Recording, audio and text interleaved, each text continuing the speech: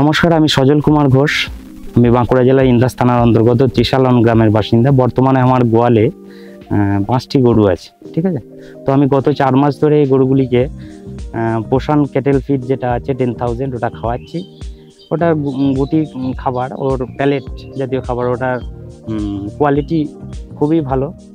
তো এতে দুধ ইনক্রিজ করেছে, মানে দুধের পরিমাণটাও বেড়েছে গুটিতে, এবং গুটির দামটাও সঠিক।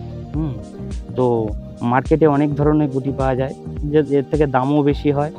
তো তাতে ইউরিয়ার ভাগ বেশি থাকে, গুটির কোয়ালিটি, দুধ হয়তো বেশি হয় কিন্তু গরুর চেহারা খারাপ হয়ে যায়।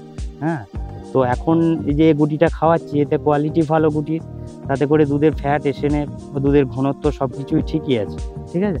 তো তার জন্য আমি এই খাবারটা এখন খাওয়াচ্ছি, যাতে করে কোনো অসুবিধা হয়নি গরুর, বা গরুর অন্যান্য গুটি খাওয়ালে যে গরুর যে পায়খানা করলে যেটা হয়, ছেড়ানোর ব্যাপার থাকে, সেটাও হয় না। বা গরু বাছুর দিকে খাওয়ালেও এই গুটিটা গরুর কোনো বাছুরের কোনো এফেক্ট পড়ে না, সবই ভালোভাবে খাচ্ছে। তো আমি এই গুটিটা পেয়ে খুবই উপকৃত।